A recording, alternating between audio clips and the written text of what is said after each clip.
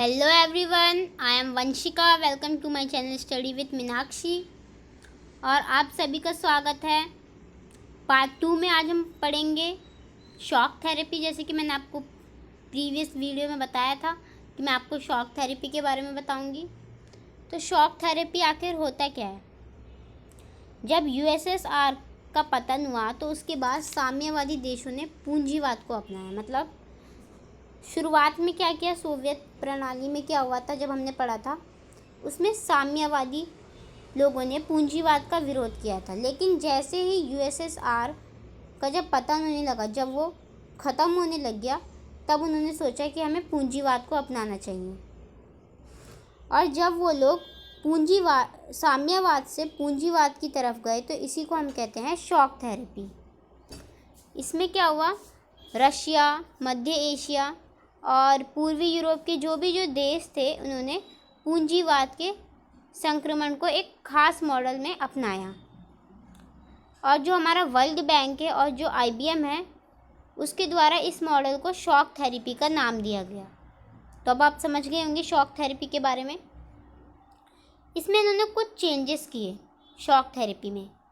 इन लोगों ने कहा कि सभी लोगों को पूंजीवाद अपनाना पड़ेगा और ये कंपलसरी हो गया था। मतलब कोई भी लोग है, उन सबको पूंजीवाद ही अपनाना होगा, चाहे वो गरीब हो चाहे वो अमीर हो। कोई भी समाजवाद अब नहीं अपनाएगा। उसके बाद पहले उन्होंने क्या किया था, जब हमने 1917 में रूस की क्रांति पढ़ी थी, उसमें देखा था कि जो संपत्ति है, संपत्ति का निजीकरण, उसका विरोध कर रहे थे। लेकिन अब ये लोग उसी चीज़ को अपनाने की बात कर रहे हैं। उसके बाद इन्होंने खेती का तरीका बदला अपना। जिस तरीके से वो खेती करते थे उसमें अब इन्होंने चेंजेस किए। उसके बाद इन्होंने कहा कि व्यापार से ही विकास होगा। ऐसा इन्होंने कहा कि अब हमें व्यापार से ही अपना विकास करना होगा और मुक्त व्यापार को इन्होंने अपनाया। और इन्होंने कहा कि अब हम व्यापार पश्चिम देशों से ही व्यापार करेंगे। जो भी चीज़ खरीदनी होगी पश्चिम देशों से ही हम खरीदेंगे। ये हो गया कि इन्होंने क्या चेंजेस किए। अब हम ये पढ़ेंगे कि जब इन्होंने शॉक थेरेपी को अपनाया तो उसके बाद इन्हें इसका क्या रिजल्ट मिला, क्या परिणाम मिला। तो इन्होंने तो सोचा कि जैसे अमेरिका ने पूंजीवाद को अपनाया तो वो इतनी महाशक्ति बन गई, तो हम भी बन जाएंगे। लेकिन इससे क्या हुआ, इससे इनको बहुत ज़्यादा नुकसान हुआ। पूरे क्षेत्र की अर्थव्यवस्था तहस नहस हो गई। एक तो पहले से ही उनका विकास इतना ख़त्म हो गया था, यूएसएसआर ख़त्म हो गया था। उसके बाद जब इन्होंने शॉक थेरेपी अपनाया तो अर्थव्यवस्था और गिर गई और जनता बर्बाद होने लग गए। उसके बाद जो लोग सामान बेचते थे, जो लोग 19% जो उद्योग थे, उन्होंने कम दामों में उन लोगों को बेच दिया जो लोग अमीर थे, निजी हाथों में बेच दिया। मतलब जो अमीर लोग थे उनके पास सामान तो बेचा, लेकिन किन दामों में, बहुत कम दामों में बेचा। तो इससे क्या हुआ, इससे पूंजीपतियों को फ़ायदा हुआ और इन लोगों को नुकसान हुआ। धीरे धीरे करके जो रूस की जो मुद्रा थी उसमें भी गिरावट आने लग गई। महंगाई को बढ़ा दिया गया। महंगाई तो बढ़ी, लेकिन इससे नुकसान किसको हुआ? इससे नुकसान रूस के लोगों को ही हुआ। लोगों के पास पैसे अब धीरे धीरे करके ख़त्म होते जा रहे थे। उसके बाद इन्होंने खाद्यान्न का आयात करना शुरू किया और उसी के बाद माफिया वर्ग भी उभरा। अब हम देखते हैं कि भारत और यूएसएसआर के संबंध क्या थे। तो जो भारत और सोवियत संघ था वो बहुत ही अच्छे मित्र कहलाते हैं। दोनों का एक ही मकसद था, बहुआयामी। मतलब वो बहुत सारे क्षेत्रों में अपना राज करना चाहते थे। सोवियत संघ ने हमेशा भारत की मदद की है। वो शुरू से लेकर लास्ट तक हमारी मदद करते हुए आ रहा है। अब हम देखेंगे किन किन क्षेत्रों में यूएसएसआर ने भारत की मदद करी है। तो सबसे पहले अब हम देखेंगे कि आर्थिक संबंध कैसे थे, पैसों से रिलेटेड। भारत के सार्वजनिक क्षेत्र की कंपनियों की इन्होंने मदद करी। जो वहाँ की कंपनियाँ थी उसमें इन्होंने पैसे दिए, इसकी मदद करी भारत की। और भारत के पास ना विदेश, जो बाहर की जो करेंसी होती है, जो मुद्रा होती है, उसकी भारत के पास बहुत ज़्यादा कमी थी। तो रूस के लोगों ने वहाँ से व्यापार कैसे किया? रुपयों के उससे किया। देख रहे हो आप कितना यूएसएसआर हमारी इतनी मदद कर रहा है। उसके बाद भिलाई, बोकारो, विशाखापट्टनम जैसी वहाँ पे कुछ इस्पात इंडस्ट्री की ज़रूरत थी। तो उसमें भी यूएसएसआर ने हमारी मदद करी टेक्नोलॉजी रूप में, प्रौद्योगिकी रूप में।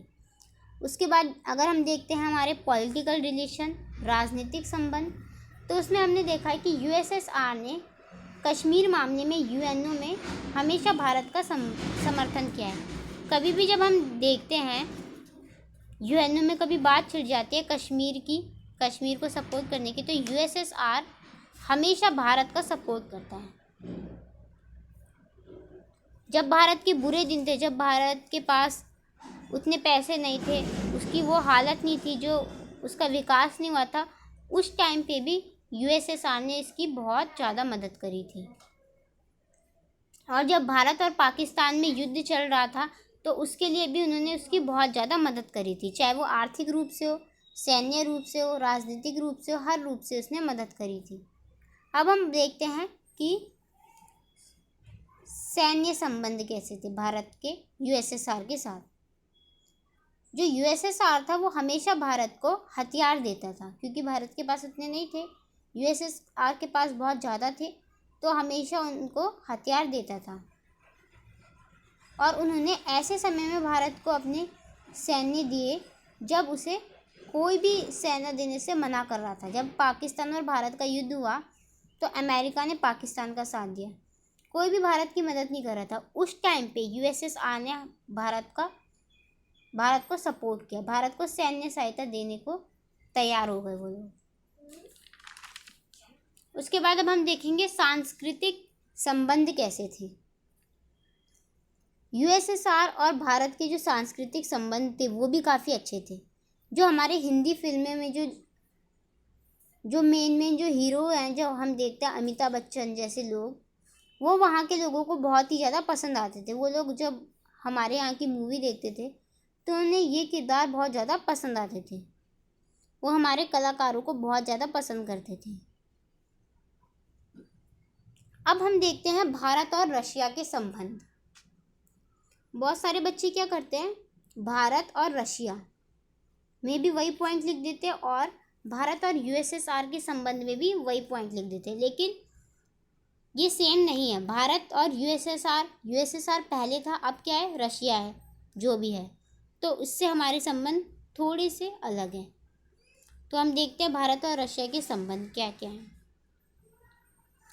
भारत और रशिया के संबंध भी अच्छे थे, जैसे यूएसएसआर के साथ थे वैसे रशिया के साथ भी थे हमारे संबंध।